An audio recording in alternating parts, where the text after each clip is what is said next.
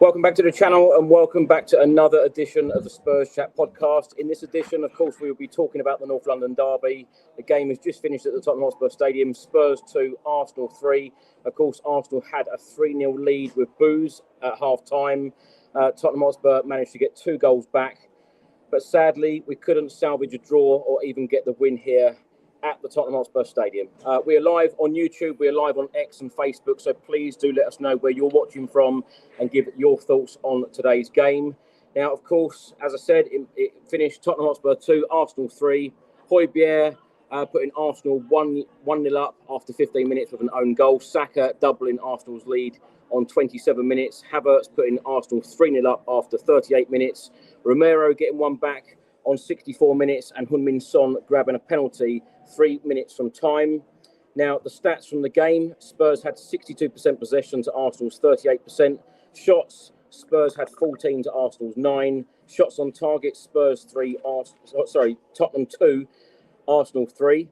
Corners, Spurs had 8 to Arsenal 6. And fouls, Spurs 12, Arsenal 16. I can hardly get my words out. What a game that was. We have got 3 very special guests as normal. We've got actor Ricky Norwood back with us. Ricky, we'll get into the football in a minute, but how are you?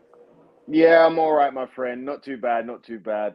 Let's get into it. Let's get it on. Let's make it happen. Always good to be back on the channel. Lovely to have you here. We've also got Hollie back with us, of course, Spurs YouTuber. Hollie, how are you? Yeah, not too bad. I know we're getting to the football in a minute. It's just a bit deflating, in it? But great to be back to dissect and have a bit of therapy about it. Absolutely. Well, joining us for the very first time, and Sonny, I'm so sorry that you're joining us for the first time after a defeat, particularly to our North London rivals. We've got Sonny with us from Sonny Talks Spurs, of course, works for talkSPORT as well. Sonny, welcome to the channel. Great to have you here. How are you? I was so excited ahead of this one, and it's all gone Pete Tong, so you're probably not going to invite me back after this. Well, Sonny, because it's your first time on the channel, let's get your thoughts on the game first. Spurs 2, Arsenal 3. There were boos at half-time. Fans weren't happy. I know they weren't happy with the officials either. But your take on today's game? Like many games for Tottenham this season, frustrating, but a different sort of frustrating to last season. You feel like you wait 2 weeks after a disappointing game against Newcastle and you think, you know, the boys will be G'd up for this. And they come out and corners again. I mean, I don't know what Ange has been doing. And I love Ange to bits. I'm a big fan of Ange, but set pieces, attacking and defensively, have got to be worked on in the summer or, you know, as soon as possible for the run-in, because it's getting a bit ridiculous now. You know, 2 goals in that fashion, it's just very, very annoying. And then a third or the second from Saka, you know, Ben Davis, I'll give him his due, you know, he wasn't really meant to be playing if Udogie was fit, so I felt sorry, but you can't let him cut in on your left. He's an experienced player.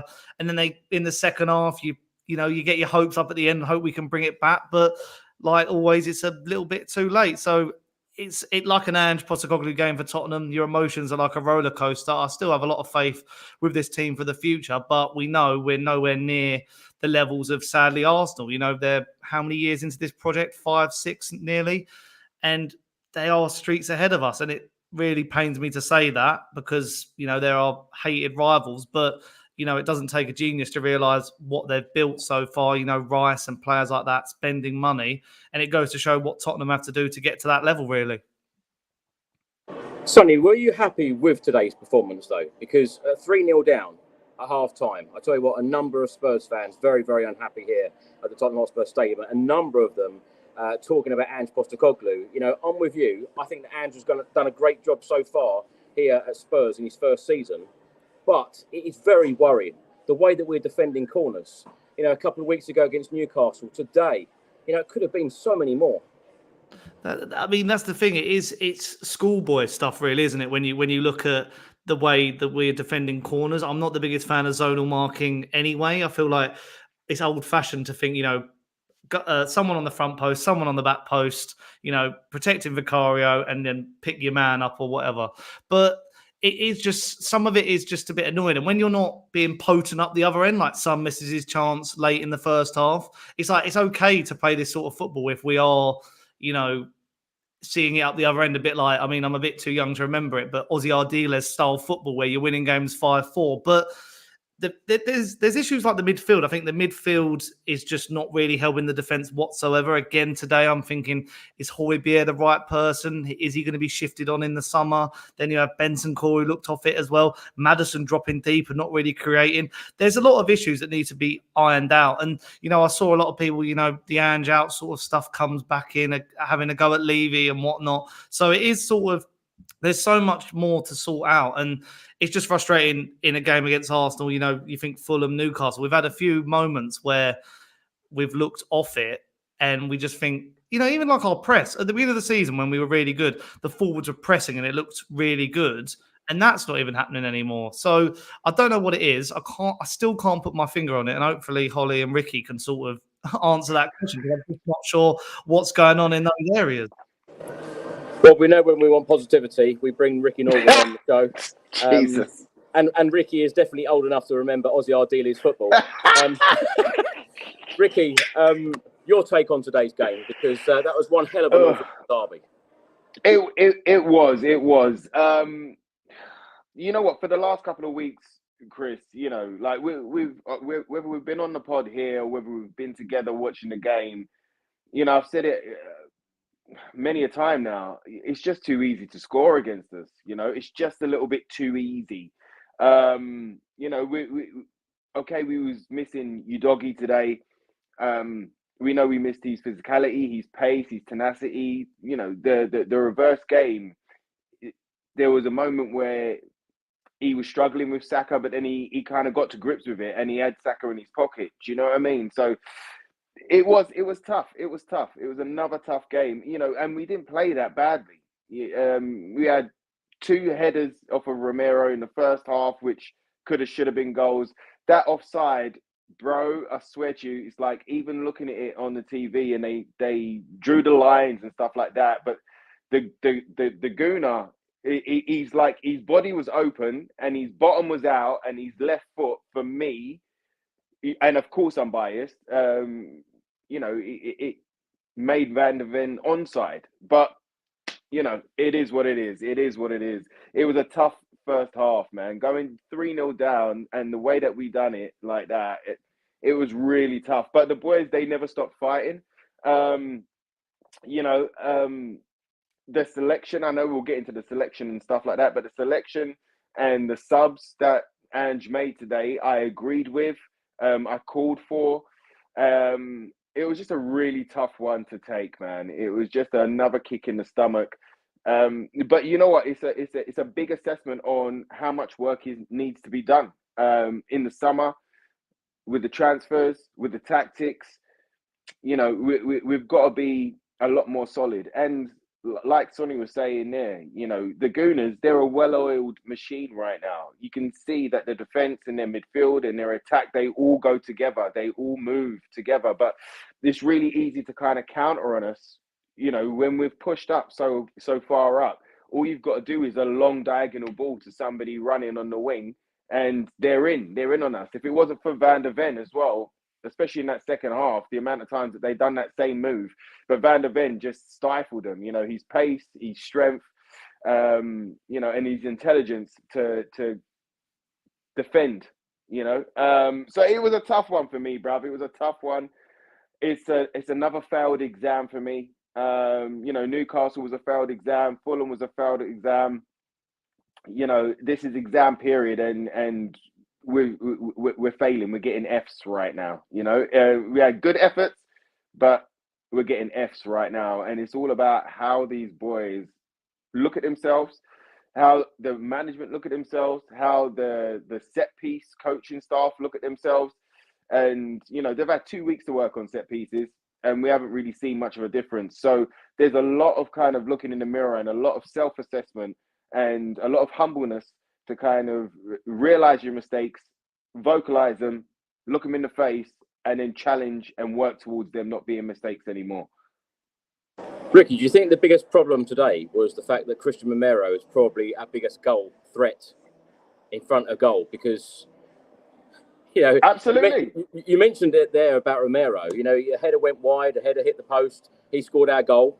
Yeah, and he had another header in the second half as well. So he could have had a hat trick of headed chances plus a goal. Do you know what I mean? He was our biggest threat. I don't think it's a negative that he was our biggest threat. I think it's a positive, the fact that everybody let him go and he was, available and put himself out there. I think it's a measurement of the type of player that we have in Romero, that not only is he there to be a leader at the back, but he's there to be a leader for the whole team, to drag them up, to drag them through, to kind of to put us on the front foot, to change the game for us when nobody else is doing it.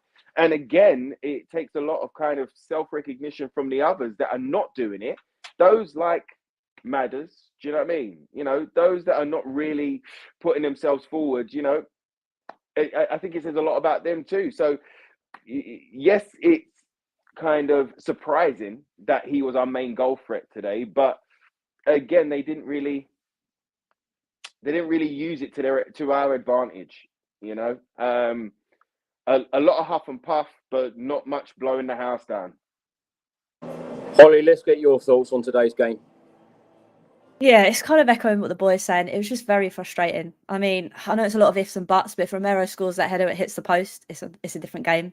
If Mickey van der Ven isn't offside, it's a different game. I think the most annoying thing for me was shooting ourselves in the foot again with these corners. I just don't know how A, the players haven't picked it up, B, Ange hasn't picked it up. It hasn't worked for weeks and we're still doing it. And for me, to concede 2 corners the way we did in any game is inexcusable. But in a North London derby, this should have never have been the case. And I think that's the thing. And I know I go on about it all the time, but just go back to basics. Have a man front post, have a man back post, have a man in between Vicario and I think it was the second corner where Ben White that's where Havertz scored. And Ben White, there was no one in between him.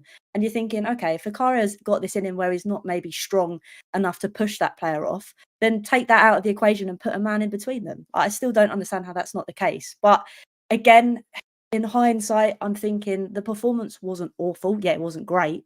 But I think if we didn't concede those 2 corners, we could have been a totally different story. It's just, again, we love to make it difficult for ourselves. And when it's a game like this with so much riding on it, it just went to pot. And I appreciate the way the boys came out second half.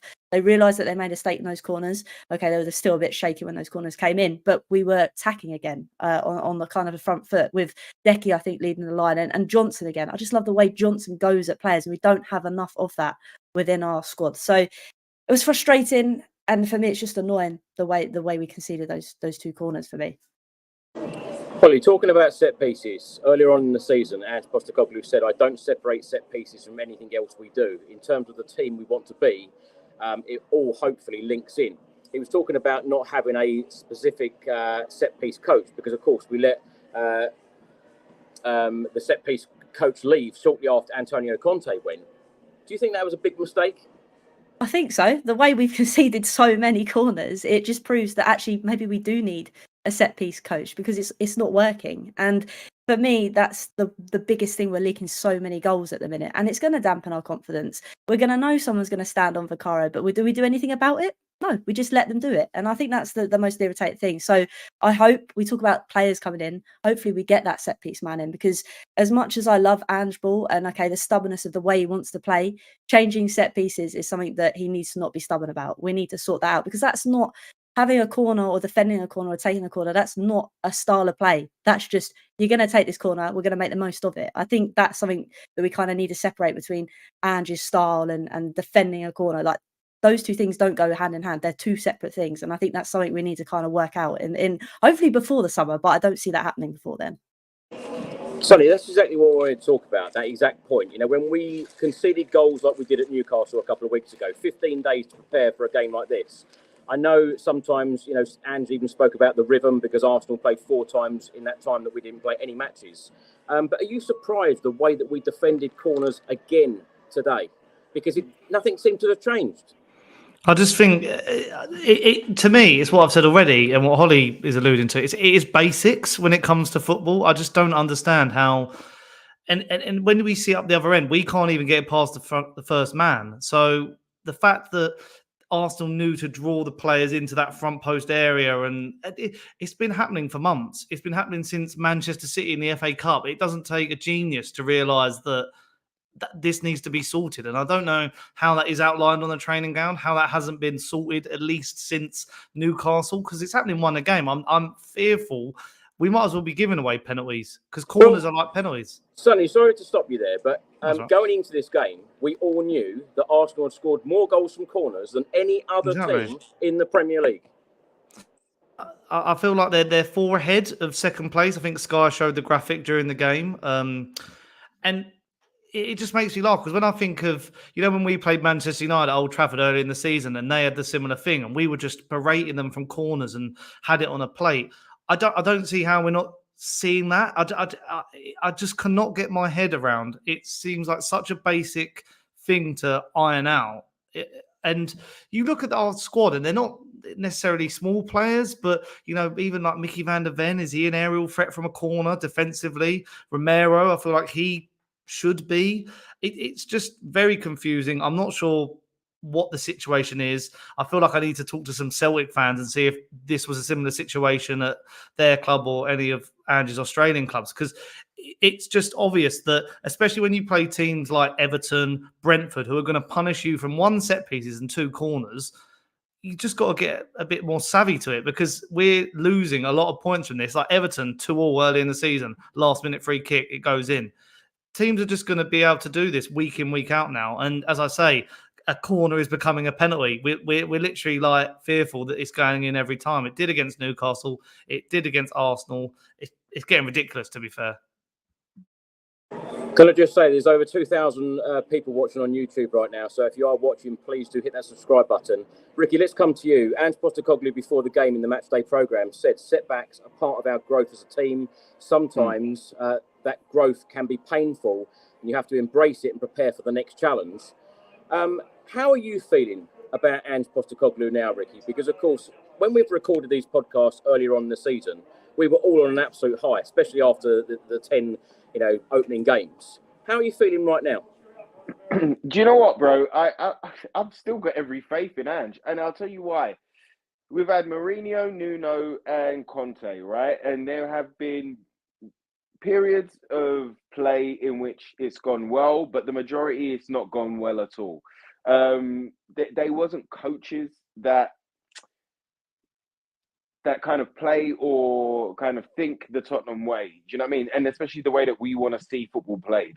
You got to remember back to last year when we was on Arne Slot's case. Do you know what I mean? We were going for Arne Slot and we were putting all our eggs into one basket and we're like, all right, and cool. I started watching the videos about him. I started like researching his tactics, the way that he plays, his side. I love Dutch football anyway. And, and we're all on going to get him. And then he came. We didn't reject him. We've got to remember this. He came out and he was like, nah, you know what? Actually, I want to stay here. There was a point in time that he would have done it if we would have paid a high compensation. But I think a couple of days passed and he was like, no, I want to stay here. And he signed a new deal and he stayed there. Now he's going to become Liverpool manager, right? We was in dire straits. We were on the verge of losing our best ever goal scorer, our talisman. And we was in a period of flux and transition. I thought we was a sinking ship after last year. And Big Ad just come in. And when he did come in, I didn't really have much faith. Do you know what I mean? I was looking and I was just like, I was like one of those fans that was like, well, okay, he's managed Celtic. It's only a 2-team league. There was a full of doubt in me. But when he came in, the way he speaks, the way that we saw those first 10 games, and I know we hark back to those first 10 games, but they were phenomenal. We saw the rhythm, we saw the momentum, we saw the energy, we saw the fight, we saw the high press, we saw everybody kind of invested in this way of playing and kind of going forward under Ange. And then we've had a lot of disruption. Yes, it's an excuse, but yes, it's also a reason. And yes, it's also reality that these things happen, that we had many injuries. We had a bumpy road. We had internationals.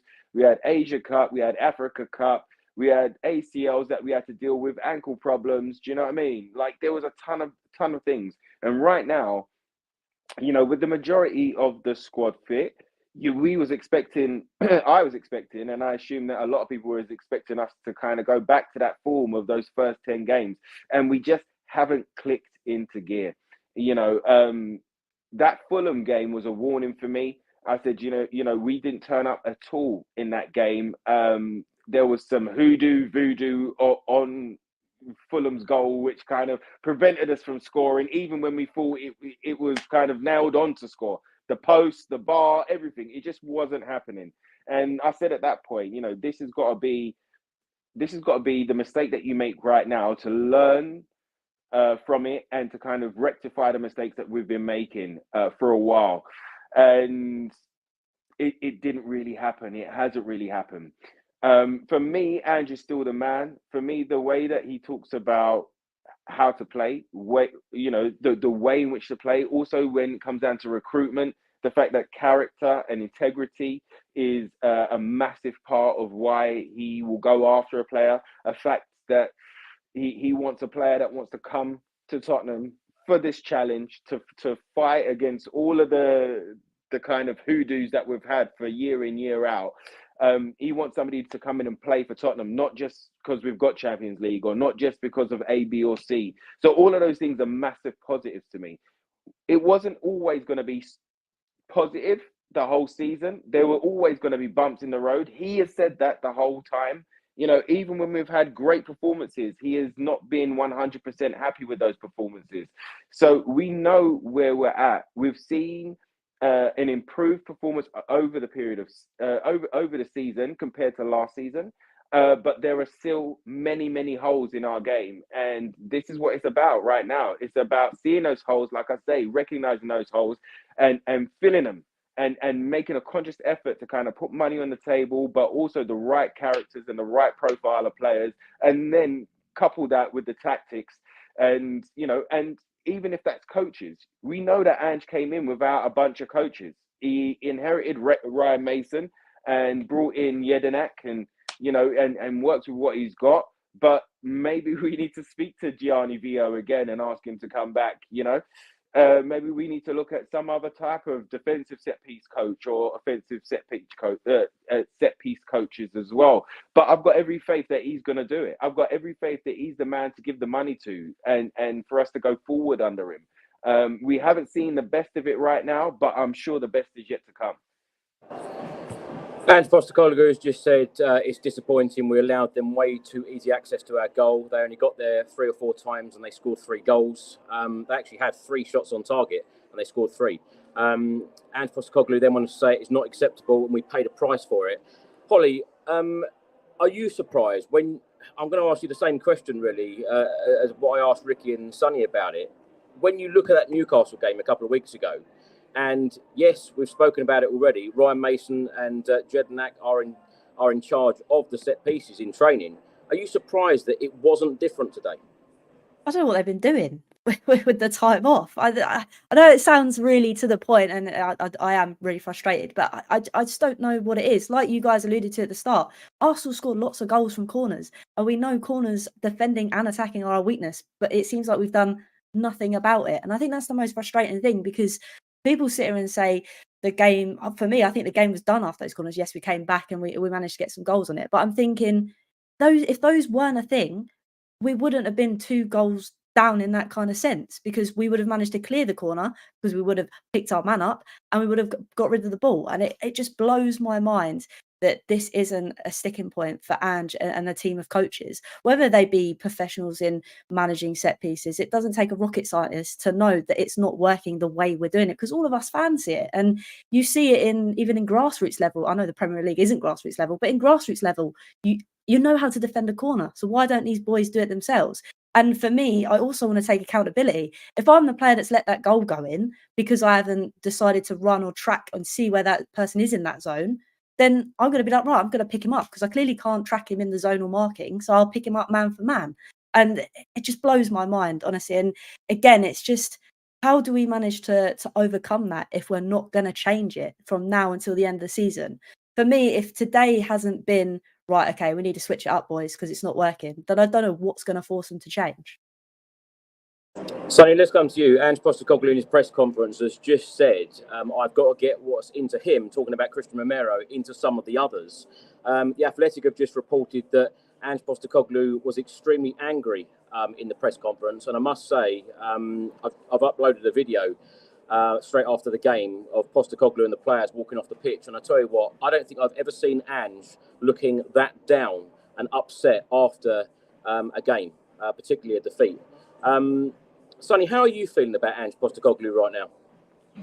I mean, I still back him. I still think I echo a lot what Ricky was saying. I back him and think it can work under him. It's just there are moments where it is frustrating. And I look at some of the players today, and if all four of us were playing in a North London derby, I feel like we would have given better performances than some of the players, because it's in our hearts. It's, playing the Arsenal is, it's one of those things. We look at the fixture schedule. When are we playing them home and away?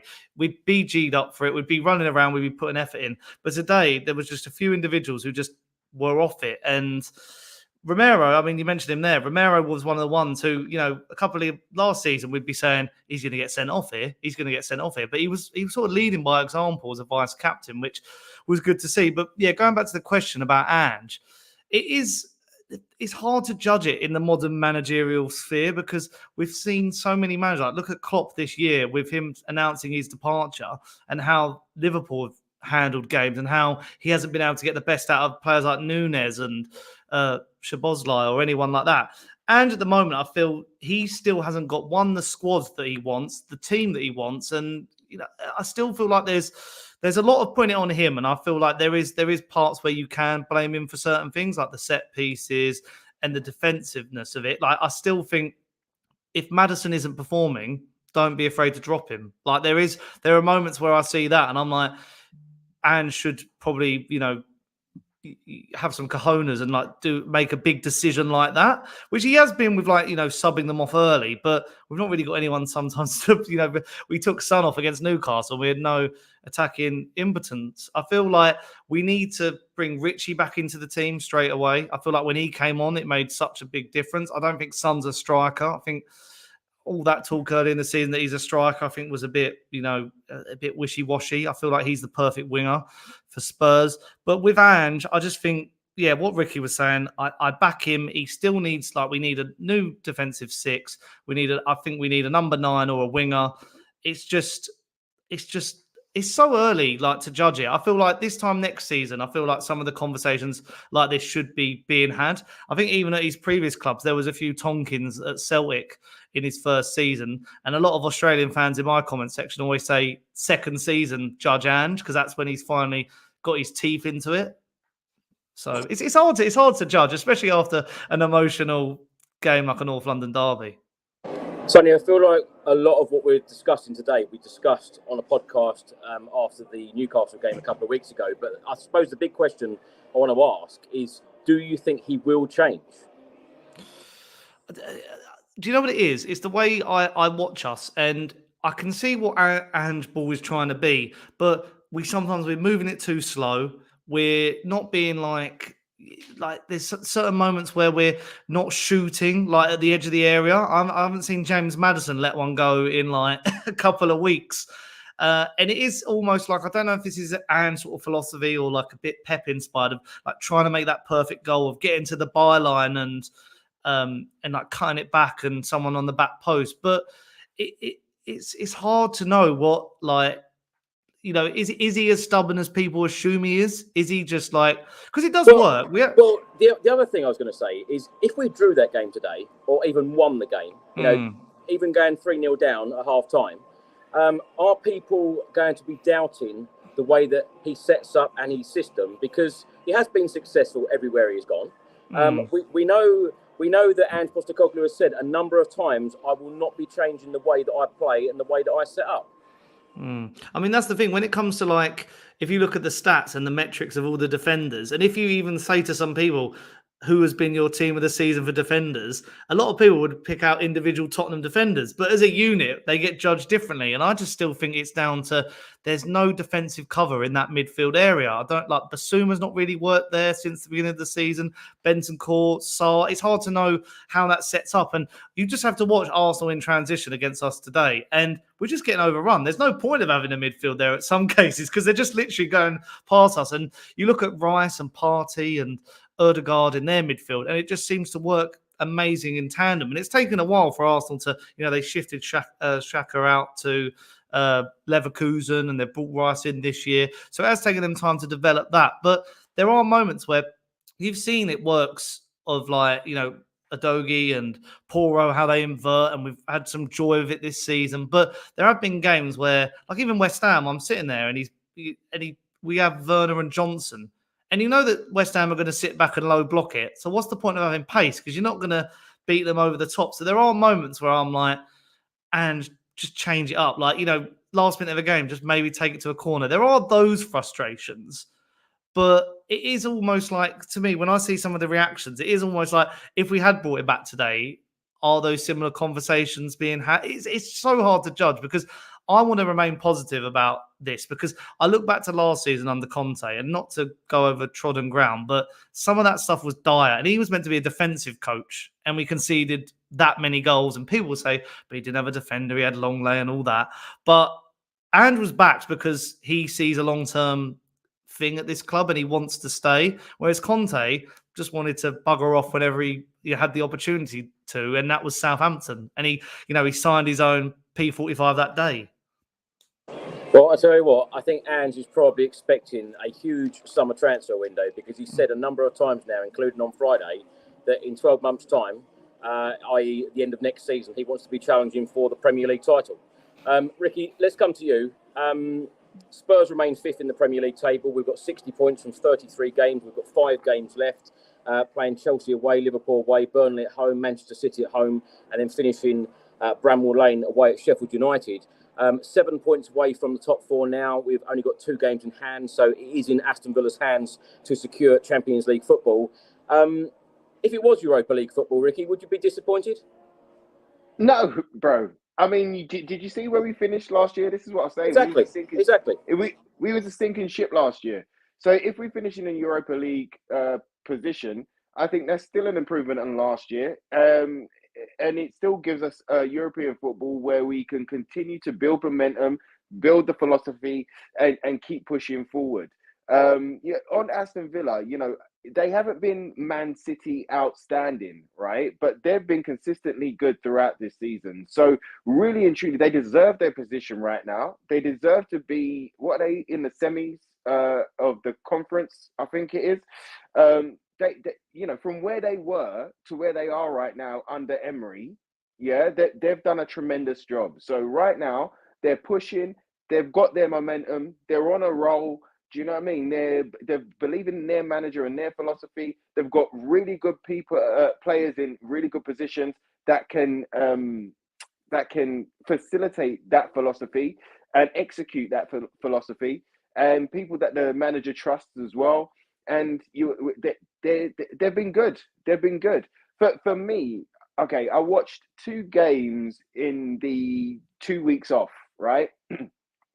I watched Bayer Leverkusen play Werder Bremen. And I watched the second half of this game. And this is the game in which if they won it, and they've gone unbeaten the whole season, as we all know. But if they won it, then they would have been crowned champions on that day.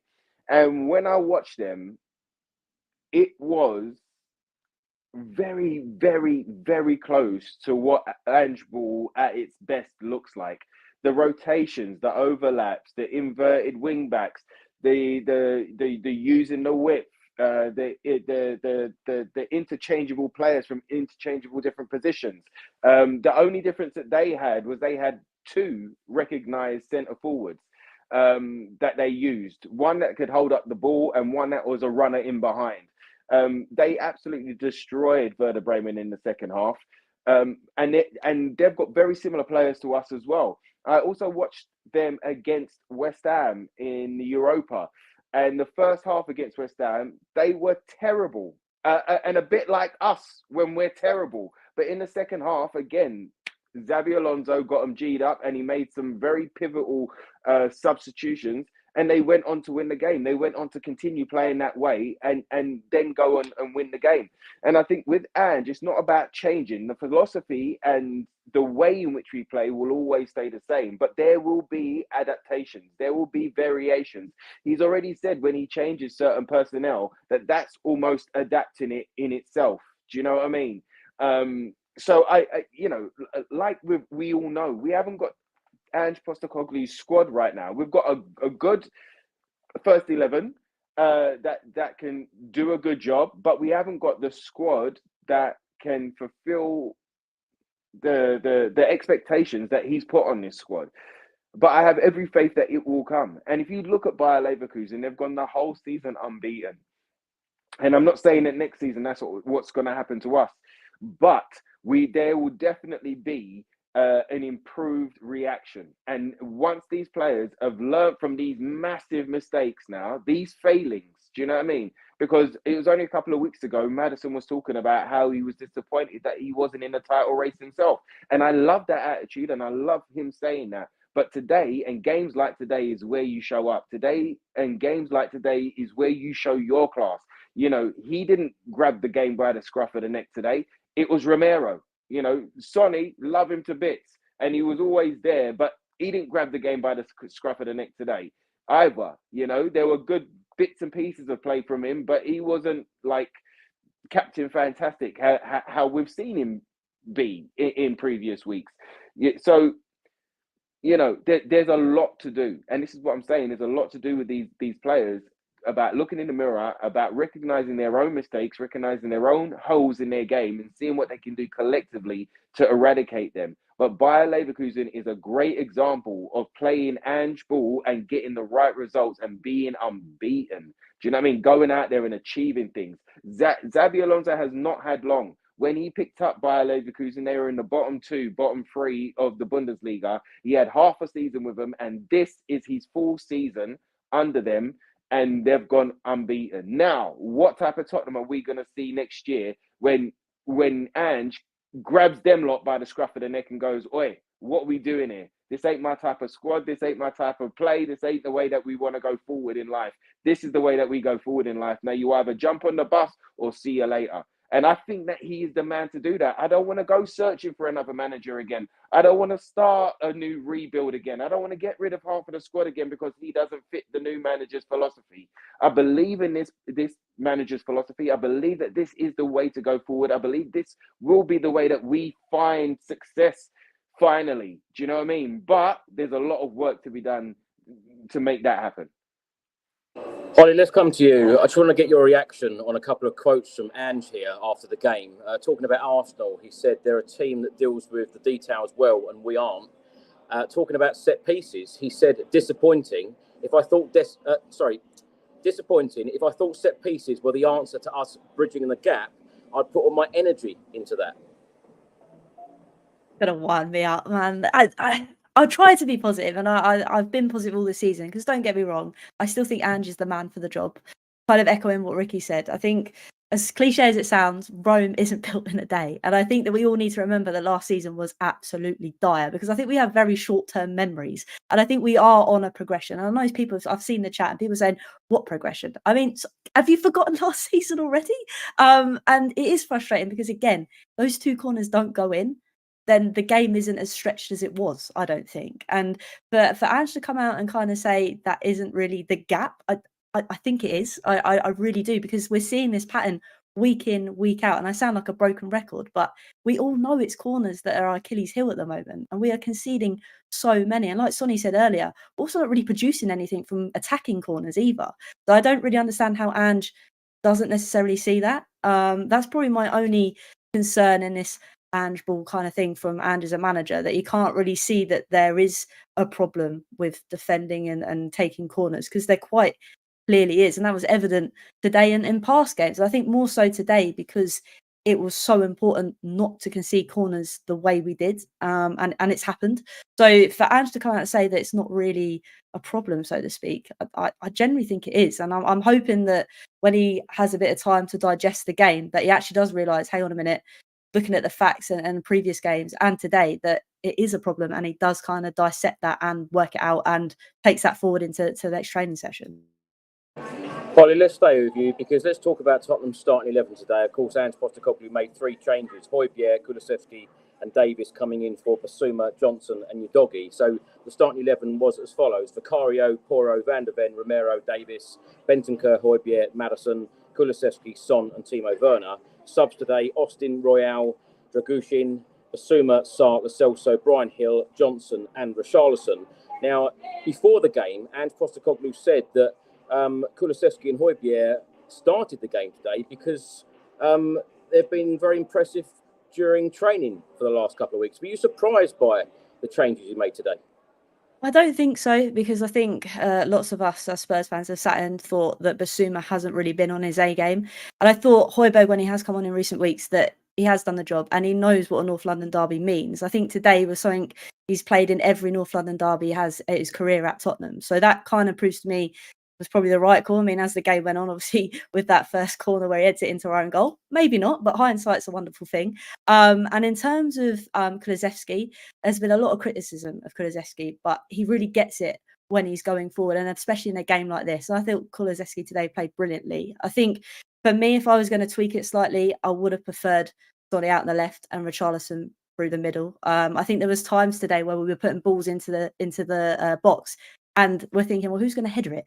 And that would have been perfect for Richarlison. And as we saw when he came on, there was a bit more energy up the top. We know that Sonny likes to cut in. I think there was only one time when Sonny had that chance that he broke the lines of Saliba through the middle. And that was one time in the whole game. So it would have been better, I think, to have Sonny out wide and then had Richarlison through the middle. But apart from that, I don't think I would have changed it, purely on, like Ange said, that maybe, I mean, we don't see training, but the way they've been performing and the way that we've seen Basuma performing, that hasn't been great. I think it was probably the best call at the start of the game when I saw it, bar that Richarlison kind of switch up. I'm sorry to keep going on about set pieces, but Ange Postecoglou, I think, has been questioned a number of times in the press conference today by journalists. He was asked on whether the set pieces are the reason for Tottenham's problems at the moment. His answer was, I think it's a bigger, broader picture than that, but our defensive set pieces for those 2 goals were very poor, but there is a lot more to fix than that. Sonny, let's carry on talking about the starting 11. Were you surprised not to see Richarlison back in the starting 11 today?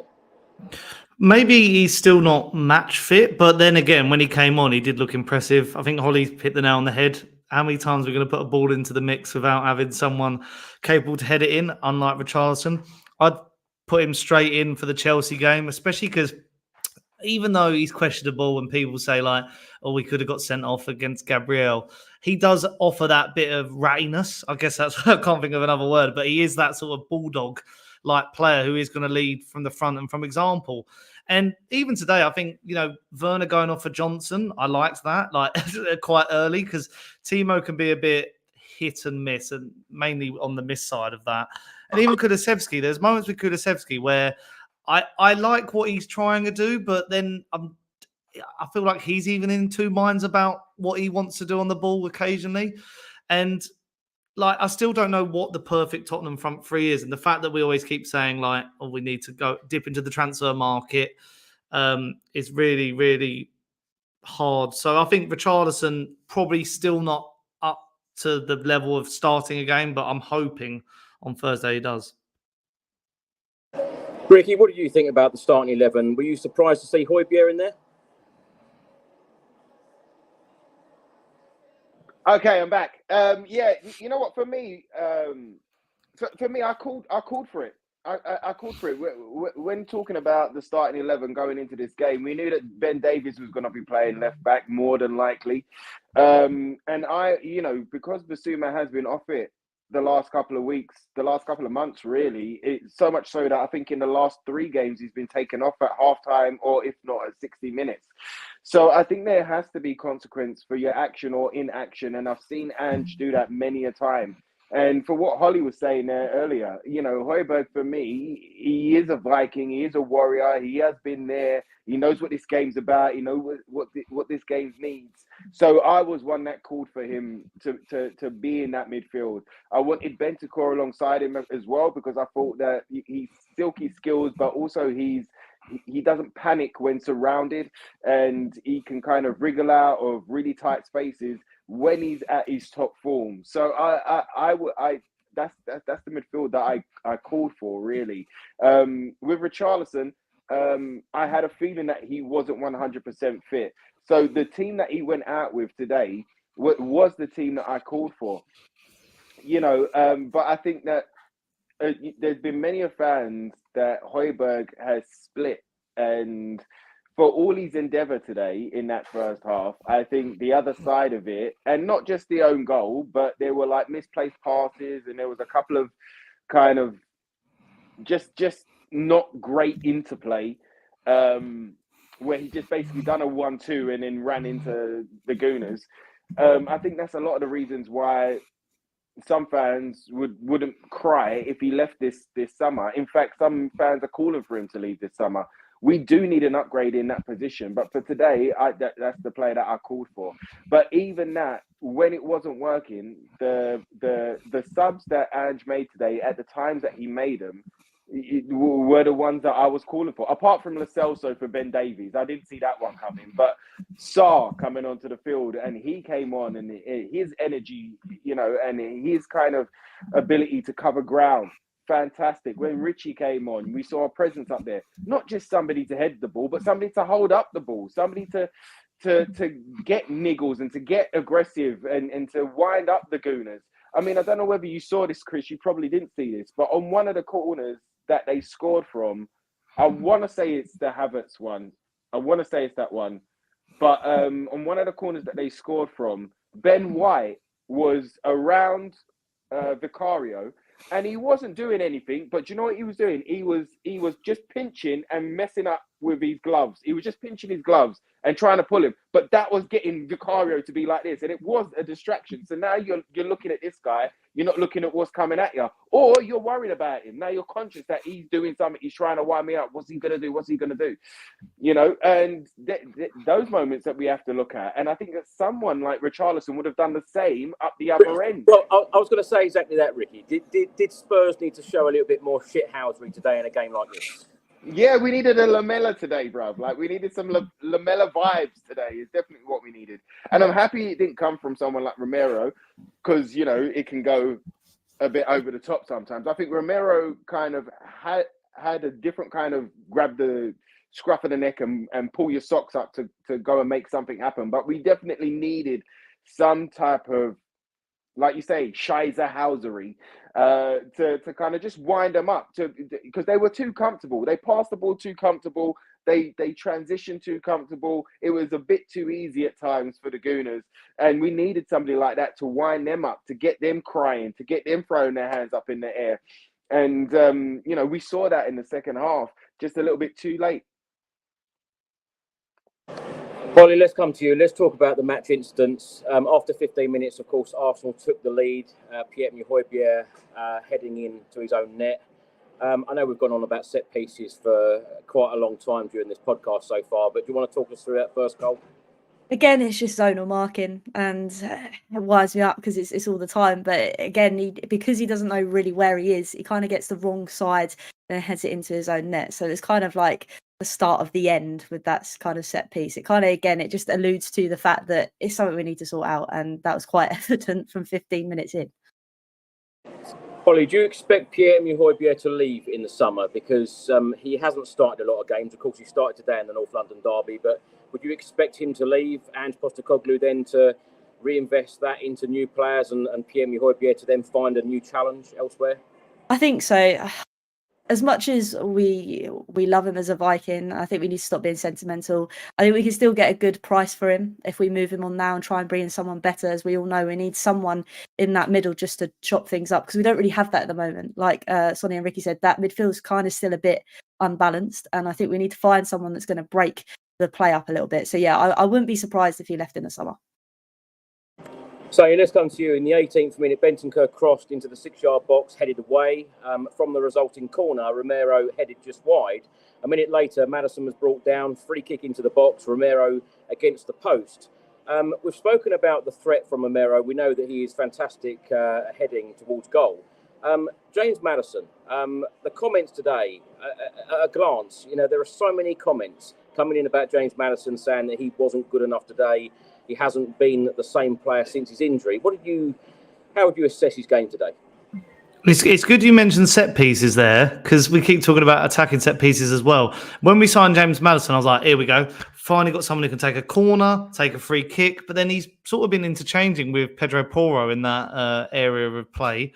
So I just can't get my head around Maddison, because when I reflect on the first couple of games against Bournemouth, where he scored, Fulham as well, he was operating outside the D a bit more. And, as I said, let him fly, having shots, pulling off more, creating passes. And now I just see him picking up the ball from deep like Harry Kane used to. But he even though he's a creative midfielder, he hasn't got the same passing range as Harry Kane. I just don't think he can do the same role as Harry Kane did in that sort of regard. But the thing is, what I find funny is I don't understand why he's dropping that deep, because it's not like he's just sort of...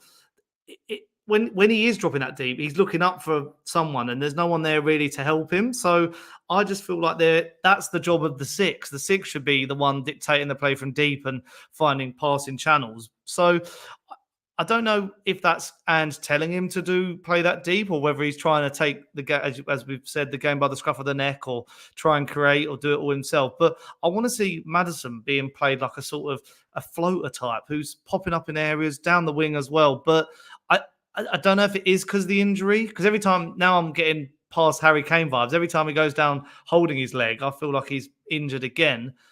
But we went from a situation where he got injured and Kulusevski was playing deep, and we're like, look at the options we have. But both of them now have been suffering with creativity for the past couple of games. And, after saying like Maddison was the final Eriksen replacement, I just hope next year he can find his form, because during that first 10 games or so, people were calling him the signing of the season. He could have gone on to be the player of the season. One injury and your season can go up in the air. It has shown that. And I'd like to think Maddison is that mentality of he can build himself back up. He is confident enough to get to that next level. And I thought today he would. He loved the rivalry between Norwich and Ipswich and Leicester and Wolves and teams like that.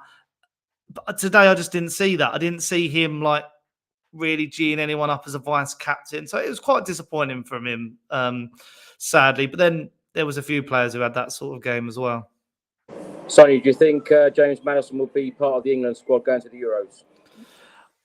I think he does through default, but he has gone from the player who would have probably been the Jack Grealish role of coming off the bench and making something happen to maybe Cole Palmer's been amazing, but there are people who will, one, either start ahead of him in certain matches, or two, come off the bench instead of him. You look at England's attacking options, Saka and Foden, and a lot of people who play in the wing and can play in that midfield as well. And you think Maddison hasn't really done himself any favours in trying to get himself into the team or like onto the bench, but he will. I think he will be on the plane. It's just he's really got to have a good couple of games towards the end of the season to like start, because now like the conversation went from, and people, it was like a lot of talkSPORT phone-ins have been this recently of like, Maddison, we got to take him. He'll be that sort of spark, to now other people being those names, being like the likes of Cole Palmer, which does happen because with Gareth Southgate conversations of squad, we do know it's one of two things. Does he pick players on form, or does he go with who he's used to? And Maddison may be even in that realm. But, I wouldn't be too shocked if he's not in that, if he's not called up because of recent form, because he's not got too much to show for it or argue in his favour. Mikel Arteta was asked in his press conference what was going through his mind after Tottenham's second goal, and his reply was, "I was praying."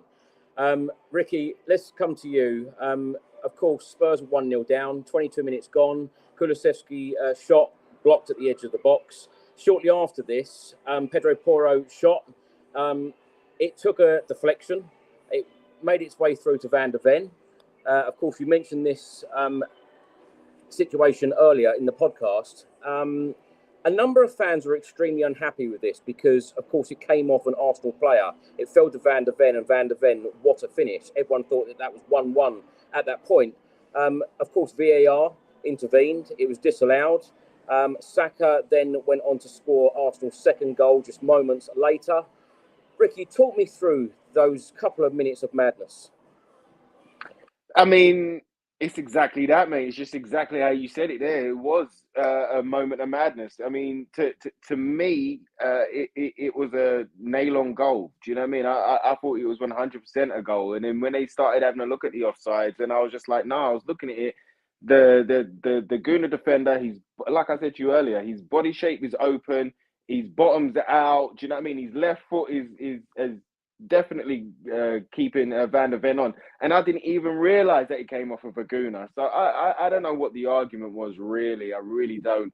But when it comes down to VAR, you know, first and foremost, as a Tottenham supporter, I don't expect anything off of a ref or off of VAR. I just don't. And if it does go our way, fantastic. But I never expect it to go our way, if I'm honest, when those incidents happen. Ricky, VAR, yes or no? Would you like it scrapped? Would you like it to stay in the game? I didn't like it the moment that it turned up. But you know what? I think back to that Newcastle game, and I just don't think we have a high quality of referee anymore, or they have lost all confidence in every decision that they make. If you look at that Newcastle game, there was a penalty shout for us, and the referee made the decision and he went like this. He got the ball when he clearly did not get the ball. And that would have been his decision. He got the ball. Do you know what I mean? So not only are the referees on the field really not good enough, not only are the people that are assessing the VAR, I don't want to say not good enough, but I don't know what they're looking at sometimes. I think it's more the people than it is the VAR. I think if you had the right people in the right positions, it could work. But for me, it takes too long. It is a lot. It's just a lot, mate. It's just such a frustrating vehicle in the game right now. I think it sanitizes it. I think you lose, a lot of that kind of passion, a lot of that the reasons that we go to games, the reason that we watch games, that rush of adrenaline. I think it loses a lot of those things. And how many times has VAR been wrong this season, let alone last season and the season before? There are so many times that they are wrong. There's so many times that we've seen a squiggly offside line. There's so many times when, the ref should have made a certain decision, but the VAR seen it, but the VAR can't get involved because the ref didn't do anything about it. So then we've just got to sit there and discuss it on pods like this. Do you know what I mean? So for me, I would probably get rid of it, but then I think we wouldn't get anything at all. And I just want to say one thing on James Maddison. When Sonny was speaking there, the one thing that I've noticed that he's lost is his cheekiness. Now, do you remember when he was putting the ball outside of the corner quadrant and stuff like that, and he was having a bit with the crowd, and he was very much a cheeky chappy. He was winding people up. He's missed that devilment in him. He's missed that Lamella vibe in him. Do you know what I mean? He's missed that enjoyment in him. We haven't seen that since he's been back. And I think that is one of the biggest pieces that are missing from him, because he needs to play on that edge. He needs that. He needs to have that feeling, I need to wind up the opposition. But today was a great test for him, not only for us and for all of the talk, do you know what I mean, but for England and for the Euros and all of that, to show what type of player you are. And it didn't work today. And I'm not saying he's a terrible player. I'm not saying sell him. I still think there's a lot in him, but we definitely need another player in there that's going to challenge him. And the same way that the boss took out Basuma because he hasn't been stepping up and he's had to be subbed off, the same way he's got to take out Maddison and either put Kulusevski in there or put Lo Celso in, or do you know what I mean, or switch up the formation or try a little something new. He's definitely got to take him out of the firing line to kind of G him up, to try and get that to try and get that fire back from him, to try and get that enjoyment back from him when it comes down to the crunch, because that's why we bought him. When it comes down to the crunch, to have a lock picker that could do this, that could break down the low blocks, that could find the spaces, that could find the passes, that kind of turn the opposition around. That's why he was there. Do you know what I mean? That's why we got him. And we've seen it from him. And this is the biggest frustration, I think, with every single Spurs fan, is that we see how good these boys can be. We see how good they can play when they're in their flow state. But when they're worrying about certain things too much, or when they're concentrating on the opposition too much, or when, you know, I don't know, they're looking at the birds in the sky instead of the ball on the bloody well floor, they lose it. Do you know what I mean? And that's what we need to get back to. And that's what Maddison needs to do. You know, so I would love the boss to take him out against Chelsea. I know it's Chelsea, but I would love him to take him out and then bring him on and see what impact he can have. We saw it with Basuma today. When the boss brought on Basuma today, I thought he was dynamite in there. Do you know what I mean? Again, do you know what? Chris is off. All those watching on YouTube right now, Chris is off, but he's probably going to get a superstar special guest that nobody knows about. Do you know what?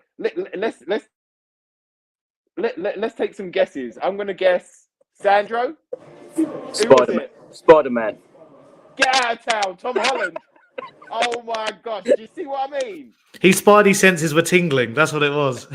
Yeah, sorry about that. Where are we up to? No, I was just saying again, like when Basuma came on off of the bench today, I thought he done really well, and I think that's the same thing that needs to happen with Maddison. Basically, drop him, put him down to the bench, put somebody else in there, and then if and when we need him against Chelsea, bring him off and let's see what impact he can have. Let's see what reaction he has. Let's see if he really wants it. Do you know what I mean? Hollie, let's come to you. In the 31st minute, Timo Werner went off. Johnson came on. I believe that it was through a muscle injury. That's the reason why he went off. 7 minutes later, Havertz, of course, scored from a corner, making it 3-0. What did you make of this goal?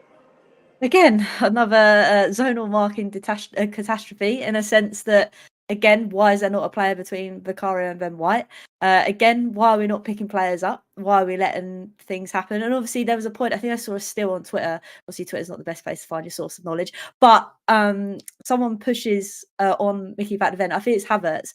And I'm thinking that's still not an excuse. Like, regardless if there's contact, we still should have defended that corner properly, and we didn't. So I'm hoping, like we keep saying, Ange actually does address this going forward, and we do sort out that defensive, because again, it's just a mess all over the gaff. Sonny missed a chance just before half-time, Hollie. What did you make of Son's performance today? And I feel like I've asked this question so often on this podcast this season, but what do you think his best position is? Not through the middle. I think we knew today that obviously the two centre-backs for Arsenal on their A game, as much as that hates me to say it, they are brilliant at the back. And I think Sonny going through the middle just isn't the one. We know that Sonny likes to cut in from the side, and I think going down the middle just isn't for him, especially when he's got to go against those two big defenders. It just wasn't going to happen. And I think when we've got the likes of Richarlison, like I was saying earlier, when crosses come into the box, Sonny isn't going to be the one that's going to be headering it. He's going to be the one that's going to cut inside and have a shot from outside the box. So for me, I think we need to start playing Sonny out on the wing and not through the middle. Hollie, what did you make of the boos at half-time? Because there were a lot of Spurs fans very unhappy. I'm sure that they were booing the referees, the match officials, but of course the Spurs players as well. Yeah, I never like booing players, but the trouble is when you're 3-0 down in a North London derby, you're going to let your emotions get the better of you. I think it was just, like you say, a combination of things. The refs, the fact that we conceded 2 goals in that nature as well. Not forgetting, obviously, the one where Davies is overran by Saka. It's just little schoolboy errors that I think that are very frustrating. So not that I'm condoning the booing, but I can see why the crowd were the way they were in booing the players at half-time, because it is a frustrating game, especially when you're playing your North London rivals. You want to be competing head-to-head, and we just wasn't in that first half. Sonny, let's come to you at half-time. Of course, Ange Postecoglou brought off Bentancur, brought Sarr on. What do you make of Sarr's impact? And I feel like, again, this is something that we've spoken about at length, particularly in the last couple of months, about the midfield.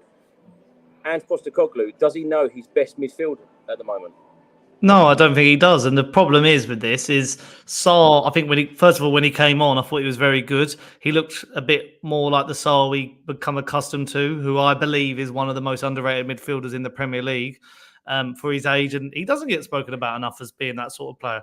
But the problem is, like a few of these players, they've all fallen off a bit of form. So Ange has been experimenting in the midfield more than you could say I think it goes with midfield, front line, and defence, the way he sort of experiments and changes it up. And it's knowing, I think what we do is we have players who sort of can play the 8 and the 6. And we don't know which one is perfect for them yet. Like even Basuma, it's like, could he work in an 8 more than a 6? I feel like we don't know. And same with Sarr. Like at the beginning of the season, Sarr was everywhere. Like even most recently, Villa away, the cross he puts in for Maddison's goal was sublime for a player of like, you don't expect that sort of Beckham style cross from him. But yeah, I feel like I'm questioning, like at the beginning of the season, if someone said to me, name Andy's best field on paper, I would have gone Basuma, Bentancur, and Maddison.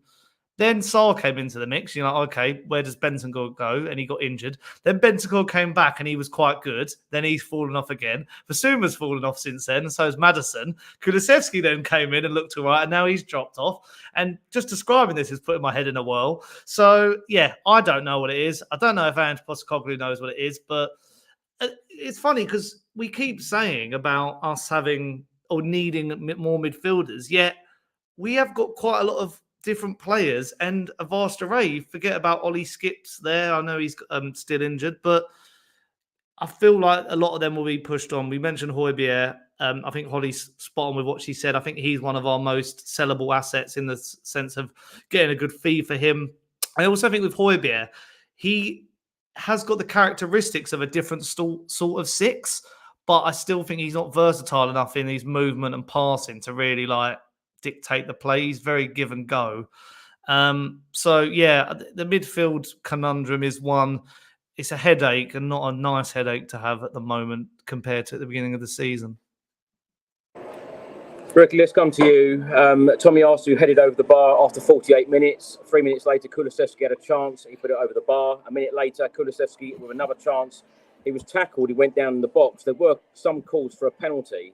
And then a minute later, Saka with a great chance, shot of Vicario, who made a fantastic save.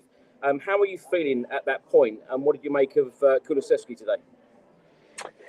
Oh, I was frustrated. I mean, I was frustrated at that point, bro. I was frustrated at that point. I didn't know what was going to happen. I didn't know whether he was going to get back into the game. I started kind of getting a bit defeatist and a bit bored. I was looking at it like this, and I was like, come on, please. Like, come on, Tottenham, please. On Kulusevski, he's such a kind of, I don't know, he's just really tough to judge right now. The thing is that his physicality, his dribbling ability and stuff like that, you can see and he's turned up for us in big games. Since he signed for us, he has. There's certain times that he, Man Cities and, there's been many a time that he has been one to kind of go to. And one that we've celebrated, one that we can't wait to sing his song. He has dropped off. I do think he's probably more effective in the middle, but hasn't really had a run of games.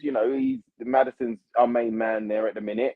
I think, there is, when he does play on the right wings, some of his play is predictable. We know he's going to shift onto his left, so it's always tough. But I like the player in the sense of his determination. He's not one to shy away from criticism, whether that be from himself or if any of you guys saw the article / video that he done a couple of weeks ago. His sister normally digs him out, and she's raw about it. She's very blatant and she's very raw. She doesn't hold back at all. So I'm sure she's been on the phone the last couple of weeks kind of going, Cooley, get your act together, sort your life out a little bit, and give him a little bit of a kick up the backside. And we see flashes of that from him. It's just not enough. It's just not a consistent, not even over a period of games, but during the game. It's not consistent enough during a game. But I still think there's a lot in him there. I still think he's a dynamite player. I still think that, he needs to get more shots off. He needs to get a little bit more dynamic, go to the byline, cut it back instead of always going up, coming backwards and then getting onto his left and then whipping it in. Like, do a bit of a Johnson and hit that byline and then bring it back into the 6-yard box. You know what I mean? Like, create something different, try something new. With the same intensity, with the same energy, and with the same philosophy that Ange has given you, but try something new, man. Be brave a little bit. And I think that's what's basically happened to our whole squad, is that we've kind of gone into our shell. You know, we try and be brave for 5 minutes, and then we concede a goal, and then it's like, and everyone goes back in, and it seems like nobody wants to make the mistake up front. And by having that mentality, you always make the mistake. Do you know what I mean? You need to be brave. You need to push. You need to try risky passes and risky play. Don't just play the same patterns of play. So with Kulu, I still think there's a dynamite player in there. I still don't think we've seen a finished article from him. I still think there's a lot more to come from him. But it was a bit in and out today. It was a bit wishy-washy. There were moments that were really good from him, but there were other moments where it wasn't as great. Well, let's come to you after 63 minutes. Ange made a double sub. Richarlison and Basuma coming on for Maddison and Højbjerg. A minute later, we were gifted a goal by David Raya. Of course, Christian Romero finished. What did you make of that incident?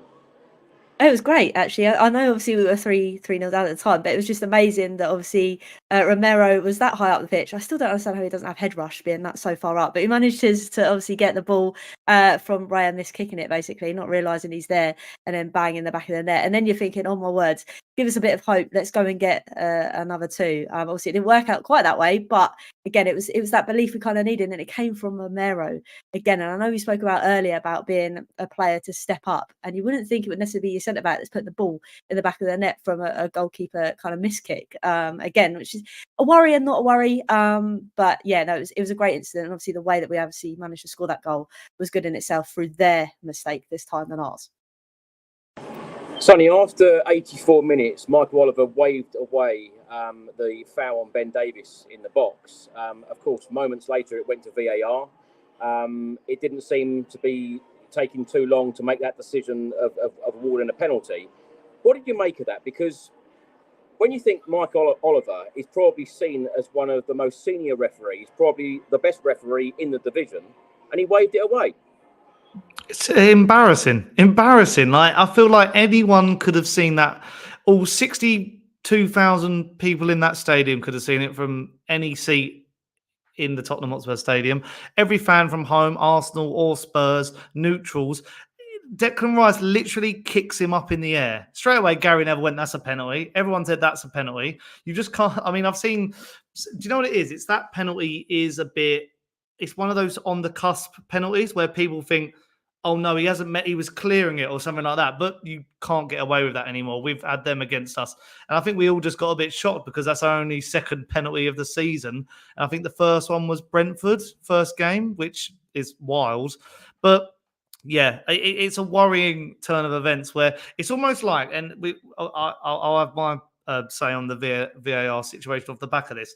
It's almost like VAR is just used as the fallback on anything. It's like, it's not used in the way it is. And even Ricky was describing it as it's the people, not the VAR. But VAR isn't an external being. It's a thing. It's a tool. And at the moment, it is poor workmen blaming their tools. It's like we need automated offsides from next season, which are going to come in, which are going to be amazing. Because the drawing of the lines, I mean, when I was last at Spurs and there was a chalked over decision, you just don't know what's going on. Like, it just says checking whatever on the screen, and you're like, you just don't know what's going on. Automated offsides are clear, concise, and you get on with it. And just the problem is, it's re-refereeing games, but not in the way that we thought it should be. And we've become this issue of now debating whether we need VAR or not. But to try and improve it, to put it frankly, it's like we're just trying to polish a turd. Ricky, let's come to you. Let's talk about Spurs' second goal. Of course, Heung-min Son scoring a penalty. He always delivers, doesn't he, Sonny? Yeah, no, he always does, man. And, I had every faith that he was going to put it away. I had no doubt in my mind. I do love him as a player. He is, like, really one of my favourite players to ever play for Spurs.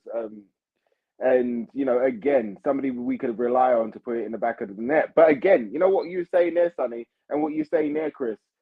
The referee waved it away. So if there was no VAR, the referee's decision would have been that was no penalty. And this is where it gets to. This is why I'm in flux with the whole argument. It's because if it was left down to those on the field, again, I don't expect anything from a referee because we hardly get anything from a referee anyway.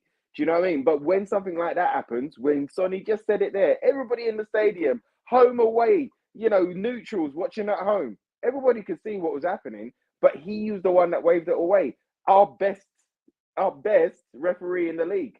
So this is where we're at right now. This is what really kind of troubles me, is that if we get rid of VAR, how many decisions are we not going to get?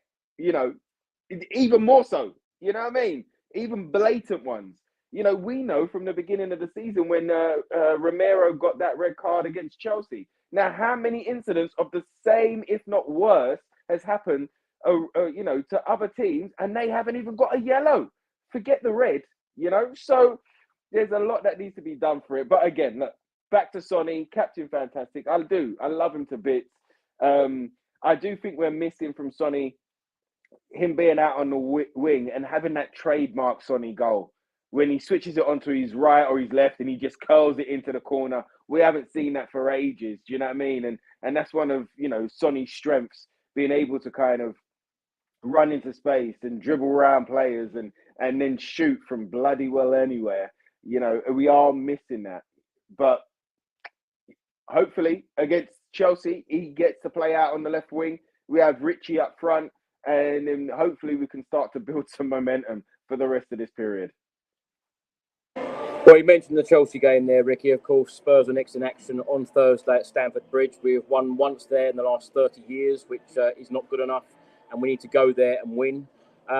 Chelsea's last 6 games in the Premier League, they drew 2-2 at home against Burnley, beat Manchester United 4-3, drew 2-2 away at Sheffield United, beat Everton 6-0 at home, lost 5-0 at the Emirates Stadium against Arsenal, and their most recent result on Saturday evening, drawing 2-2 against Aston Villa after being 2-0 down, and they had a goal disallowed right at the death. So their last 6 Premier League games, 1-2, drawn 3, lost 1. Hollie, let's come to you first on the Chelsea away game. How are you feeling ahead of this game? Surely we need to go there, get the 3 points, and win. Be great if we don't concede any corners, but I'm not too sure if that's going to be the case or not. No, look, it's every game. It sounds so cliche, but every game's difficult. We've got to take every game as it comes. I can't not forget, obviously, today's game. The fight was there. Obviously, we managed to come back. It's just those silly errors. So I'm hoping we kind of eradicate them. Okay, we haven't got those 2 weeks to try and sort something out, but obviously we didn't do anything in those 2 weeks. So hopefully with this quick turnaround, we've got a bit of momentum and that passion is going to stay there to be like, right, we need to go there, get the job done, especially with Poch at the helm as well. It's got to be, they've got to know how much this one means as well for the fans, especially with obviously the running going on and obviously losing to Arsenal today. I hope we go there and he mixes it up and we just eradicate those conceding from corners. But I haven't got much hope for that. Hollie, what have you made of Mauricio Pochettino at Chelsea? And I ask that, not so we're going to go down the route of saying, oh, Pochettino is great for Spurs. I don't want to go down that route. I just want you to see him as Chelsea boss since going in there. Now, many people will see this as an easy game because the way that they were beaten so heavily at the Emirates last week.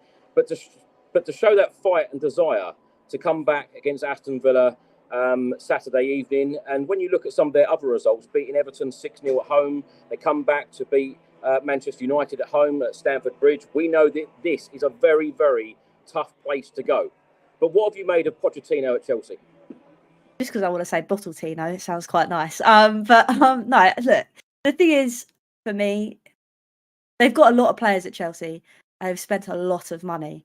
And kind of sitting here and seeing that they haven't necessarily performed to the extent that the Chelsea fans will want is kind of a sense that they obviously want a lot from their team. And I don't think Poch has come in and started on the correct foot that they want. Obviously, some of my friends are Chelsea fans and they already want him gone.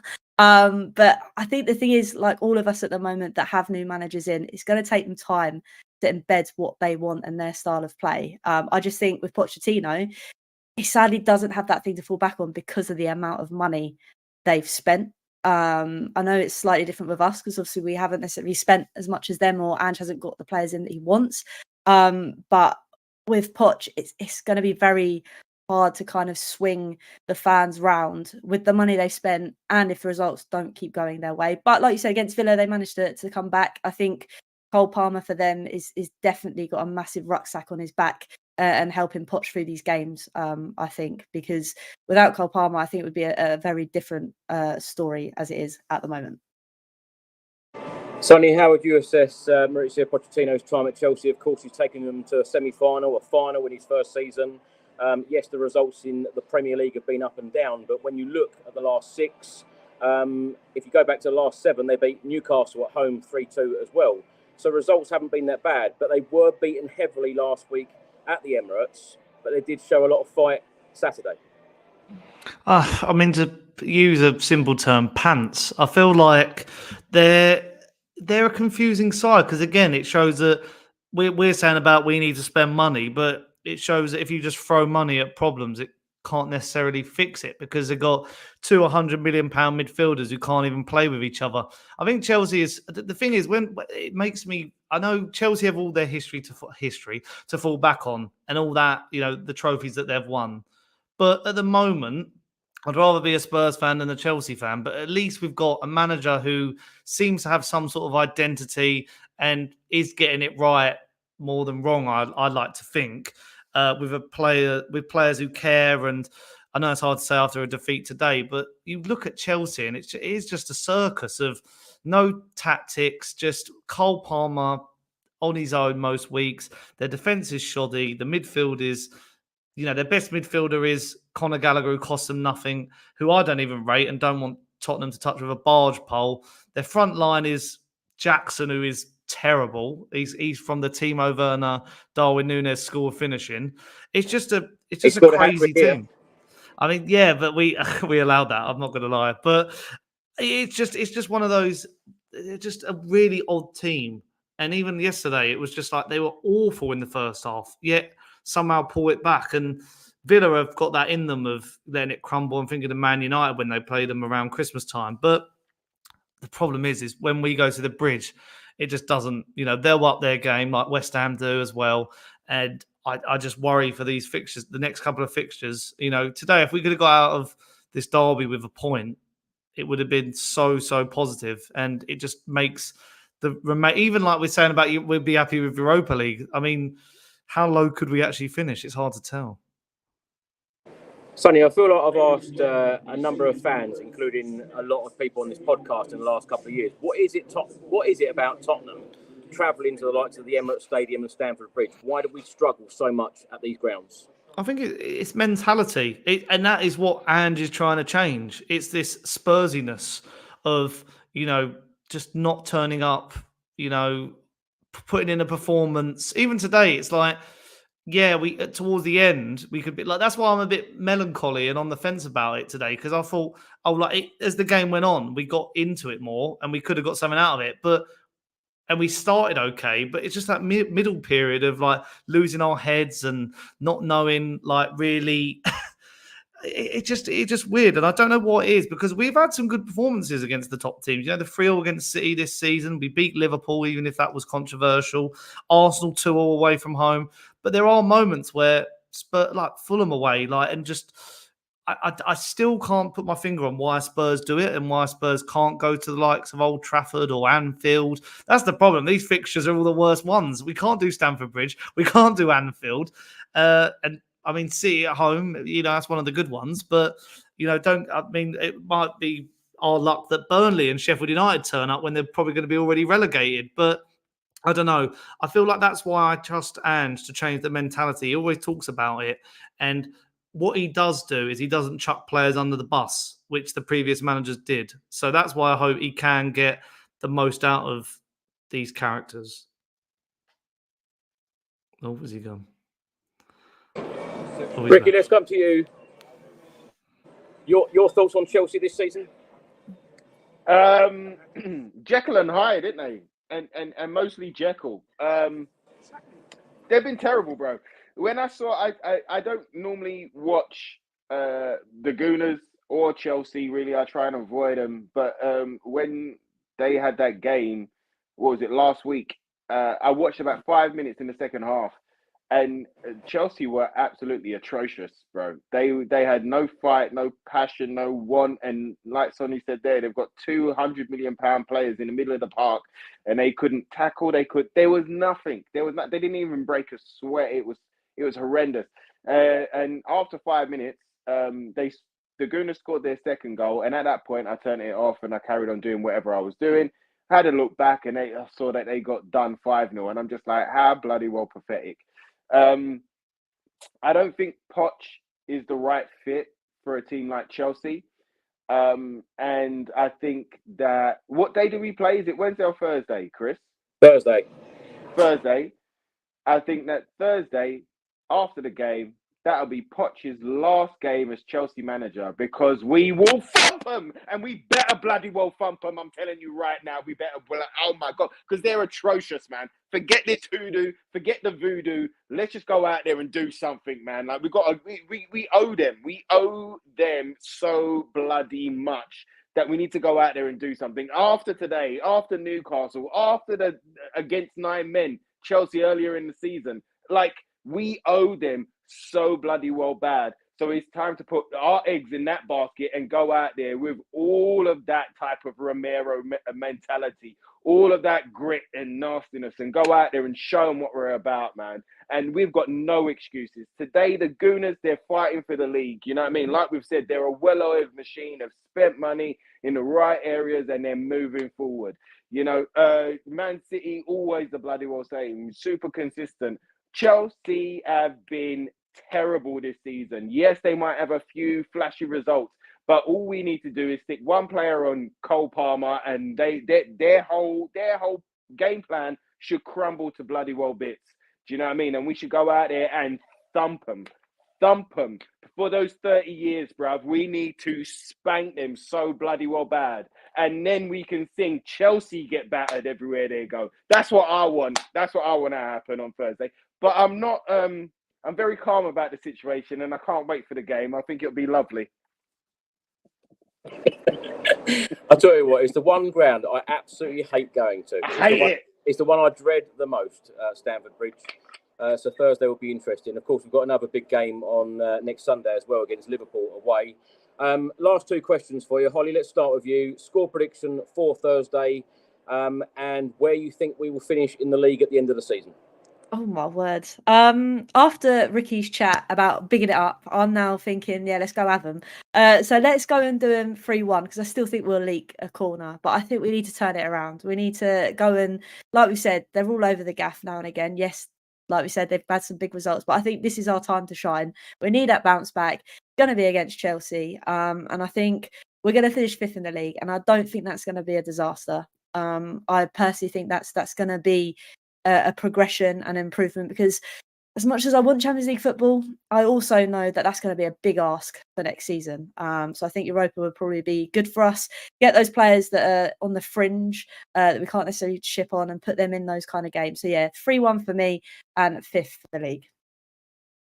I'm actually going to go for 3-3 and 5th. Sonny, what are you going for? I'm going to go for 2-1, because I feel like they'll go 1-0 up, and then we'll fight back. I can just see it happening, because they are poor, but I feel like they're just going to get some momentum early on in the game, but I can see us, really competing with them. And after this game, I hope Ange sticks a rocket up their backsides, because it's just London Derby's back to back is just, it's so annoying, and it is typical. But where we will finish, I think 5th, because I really back us in. I just want us to. I'd love a Europa League run, because the competition's changing as well, and the Champions League teams don't drop down. That's a chance to end the trophy hoodoo as well, because there's going to be some strong teams in there. Don't get me wrong, but with Italy and Germany probably getting the 5th place through coefficient, it means that their Europa League places go down, so their teams aren't going to be as strong in that competition as well. Maybe different for the likes of Spain and France. But yeah, I think 5th, maybe 6th, but 5th. This is definitely a positive therapy session. This really is. Ricky, what about you? Actually, before we go to Ricky, I just thought I'd say that it don't matter whether we're in the Champions League or the Europa League, we will play 8 group games, and 4 of them will be at home, 4 of them will be away, but they will be against different opposition. So it will be against 8 different opponents. Ricky, your score prediction, where you think we'll finish? I'm with Hollie. I'm a 3-1, and at this minute in time, I'm going to go 5th. I do think that if we would have come out with a result today, I think we could have pushed for that 4th. Villa have got some tough games to come, but they've got the points in the bag right now, and it'll probably be 5th. But I'm going 3-1 Tottenham. Come on, you Spurs. Batter them, batter them, batter them. Go and show them what you're about. Don't just go and just don't leave that bridge without bloody well blowing the bloody doors off. I'm just telling you, just go out there and do the damn thing, Tottenham, please. I'm begging you. This is why I always need Ricky Norwood on after a defeat. Hollie, thank you so much for joining us this evening. Sorry you were discussing a loss with me, but pleasure to have you here. Where can people find you, and what you're up to at the moment? No, thank you. You just find me at Hollie's Hotspurs on YouTube every Monday. Just do a live show dissecting, kind of like you guys do. And I'll definitely be dissecting corners once again tomorrow because I haven't done it enough today. I need to do it more. But no, thank you so much for having me. Thank you, Hollie. Pleasure. And Sonny, thank you so much for joining us for the very first time. And we look forward to having you back on again soon. Tell everyone about your channel and what you're up to at the moment. Yeah, hopefully my debut and performance was better than some of those Tottenham players. But yeah, you can find me, Sonny Talk Spurs, on YouTube and Sonny Snelling on all my socials. And yeah, usually it's the Ange propaganda machine on my channel. But hopefully this week I've got to probably play a bit safe and, preview Chelsea, but also dissect the issues and how we can solve them. I think I'm going to be doing a couple of videos on that. Well, great to have you on. Thanks, Sonny. And Ricky, great to have you back with us, and look forward to having you back on again soon. What I want to know is, have you been ice skating since Dancing on Ice? No, I haven't. Those ice skates got put away in the boot bag and have been in the corner of the house ever since. I needed some recovery time, and then after that recovery time, I was like, yeah, I'm not going. It's cold, it's cold. So I was like, yeah, no, it's not the right time right now. But I definitely will lace them back up, and I'll definitely will give it a go at some point, man. Spent so much time and invested so much into it. I can't just let it go like that. But I definitely needed the break from it. But listen, Chris, always an honor and pleasure being on the show. Loved it to bits, even though it was a defeat against them lot. Hollie, always a superstar. Sonny, debut wasn't that bad, sunshine. Wasn't that bad, brother. Yeah, man, always an honor and a pleasure to be on with you and everybody that listens and watches. Sending love to all of you guys out there. Thank you so much. Ricky, thank you so much. Ricky, Hollie, Sonny, thank you so much for your time this evening. And we will see you again on Thursday. Thanks for watching, everybody. Thanks for listening. And we'll see you Thursday. Come on, you Spurs. Come on.